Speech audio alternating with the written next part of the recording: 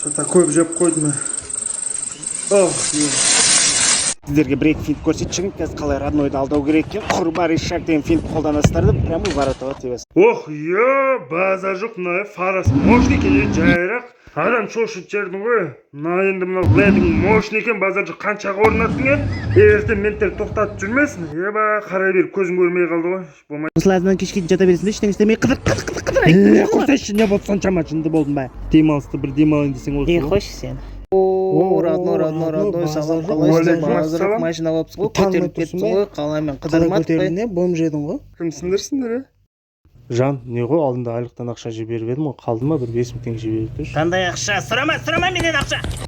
Так, шайғасып отырып алдық. Чо там интернетте не қызық бар? Бля. Тым көрінбей қалмай. Кім өшірді?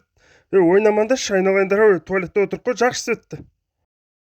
Сәлем достар, мына сенің Айдаһар роднойына арналған 1045 размер. Егер де осындай летний аяқ киім керек болса, Айдаһар досыңа бізге хабарласын, любой размер тігіп береміз, және Қазақстан бойынша тегін доставка. Айдаһар роднойыңды белгіле. Роднойға келгем ғой, бір күн қоқын кетейші. Ертең қайтам дедім. Қазір жоқ болып кетті. Походу әйелмен ақылдасып отыр ау деймін.